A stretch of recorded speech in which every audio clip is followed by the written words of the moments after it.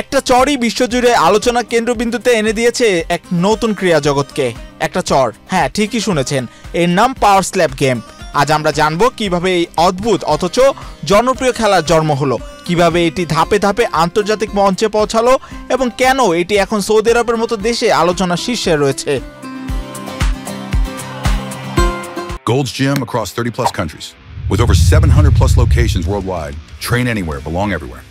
পাওয়ার slap গেমের ইতিহাস খুব পুরনো নয়। এই খেলার আনুষ্ঠানিক সূচনা হয় 2023 সালে, যখন ইউএফসি বা আলটিমেট ফাইটিং চ্যাম্পিয়নশিপের প্রেসিডেন্ট ডানা হোয়াইট ঘোষণা দেন তার নতুন উদ্যোগ পাওয়ার স্ল্যাপ লিগ।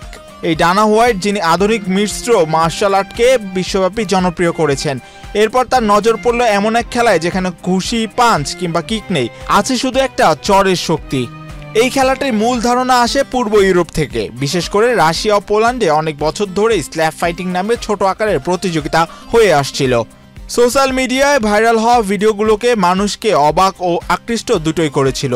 এই জনপ্রিয়তাকেই পেশাদার আকার দিতে ডানা হোয়াইট গঠন করেন পাওয়ার স্ল্যাপ লিগ, যা শুরু থেকে প্রচার পায় ইউএফসির প্ল্যাটফর্মে। খেলাটির এই সূচনা অফিসিয়ালভাবে শুরু হয় এখান থেকেই।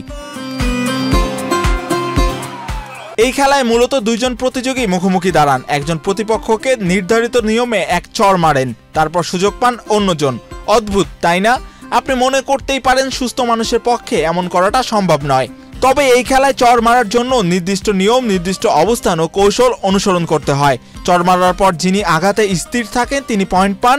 এক্ষেত্রে কোনো প্লেয়ারকে অচেতন হলে ম্যাচ শেষ। দর্শকদের কাছে এটি যেমন উত্তেজনাপূর্ণ, তেমনি অন্যদের কাছে এটি ততটাই বিতর্কিত। অনেকে প্রশ্ন তুলেছেন, এটা কি সত্যি খেলাধুলা নাকি শুধু সহিংসতার প্রদর্শনী?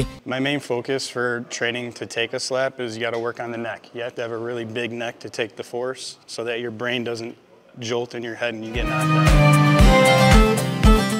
ডানা হোয়াইট অবশ্য জবাবে বলেন, আমরা ঠিক ইউএফসির মতো নিরাপত্তা, মেডিকেল টেস্টিং ও রুলস মেনে চলি।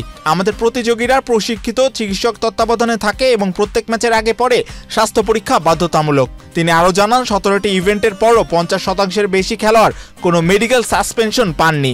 2023 থেকে 2025 এই অল্প সময়ে পাওয়ার স্ল্যাপের ইভেন্ট পৃথিবীর নানা প্রান্তে ছড়িয়ে পড়েছে। প্রতিটি ইভেন্টে হাজার হাজার দর্শক উপস্থিত থেকেছেন, এমনকি অনলাইনে দর্শক সংখ্যা ইউএফসির অনেক ইভেন্টের সমান বা তার চেয়েও বেশি হয়ে থাকে। এই খেলায় অংশ নেন পেশাদার ফাইটাররা, যাদের প্রশিক্ষণ থাকে ঘাড়ের পেশি শক্ত করা, ভারসাম্য বজায় রাখা এবং মানসিক প্রস্তুতির উপর। পাওয়ার স্ল্যাপের মতো নতুন ধরনের খেলা সৌদি আরব সহ বিশ্বের নানা দেশের আন্তর্জাতিক বিনোদনেও যেন পরিণত হয়েছে, যেখানে হাজারো দর্শক একসাথে উপভোগ করেন এমন এক প্রতিযোগিতা, যেখানে এক চরেই তৈরি হয় বিজয়, পরাজয় আর নতুন করে খেলার আরেক ইতিহাস। এই মাহিউজ্জামান, বাংলাদেশ প্রতিদিন।